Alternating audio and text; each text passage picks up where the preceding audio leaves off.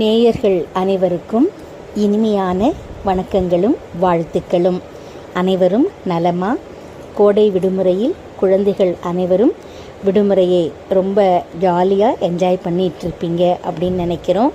அதே நேரத்தில் திருக்குறளையும் பெற்றோர்கள் மூலமாக கண்டிப்பாக படிச்சுட்டு வருவீங்க அப்படிங்கிற நம்பிக்கை எங்களுக்கு இருக்குது. இன்றைக்கி நாம் பார்க்க போகிற அதிகாரம் திருக்குறளில் 16வது அதிகாரம், பொறை உடைமை. அதாவது ஒரு மனிதனாக பிறந்தவன் என்ன இருந்தாலும் அவனுக்கு பொறுமை அப்படிங்கிறது ரொம்ப ரொம்ப அவசியம் அப்படிங்கிறத திருவள்ளுவர் 10 குறட்பாக்களில் ரொம்ப அழகாக சொல்லியிருக்கார். அதை இன்னைக்கு நாம் பார்க்கலாம். அகழ்வாரை தாங்கும் நிலம் போல தம்மை இகழ்வார் பொறுத்தல் தலை.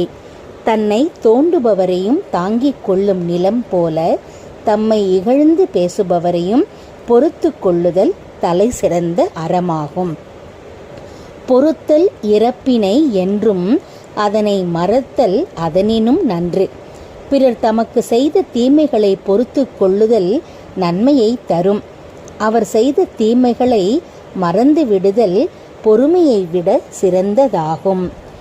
இன்மையுள் இன்மை விருந்தொராள், வன்மையுள் வன்மை மடவார் பொறை. வறுமையிலே சிறந்த வறுமை வந்த விருந்தினரை ஏற்றுக்கொள்ளாமல் நீக்குதலே ஆகும். அதுபோல வல்லமையுள் வல்லமை அறிவில்லாதவர் செய்த தீமையை பொறுத்து கொள்ளுதல் ஆகும்.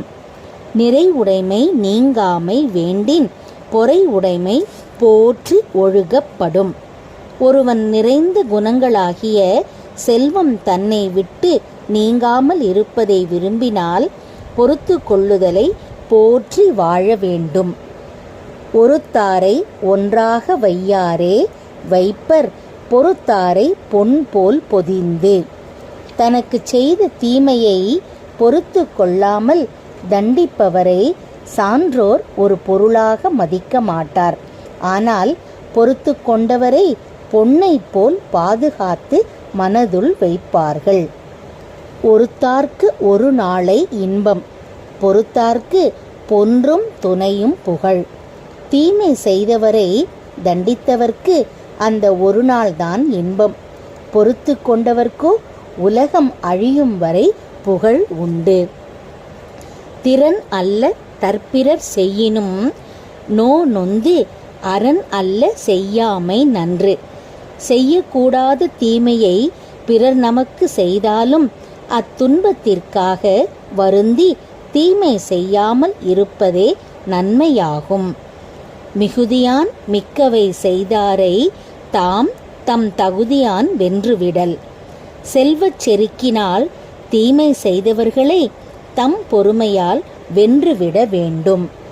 துறந்தாரின் தூய்மை உடையர் இறந்தார்வாய் இன்னார் சொல் நோர்க்கிற்பவர்.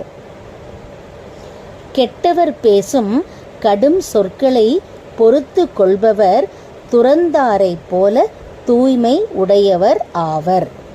உண்ணாது நோற்பார் பெரியர், பிறர் சொல்லும் இன்னா சொல் நோற்பாரின் பின். உண்ணாது தவம் செய்பவர்களை விட பிறர் கூறும் இன்னா சொல்லை பொறுத்து கொள்பவர் சிறந்தவர் ஆவார். நன்றி. அடுத்த அதிகாரத்தில் நாளை சந்திப்போம்.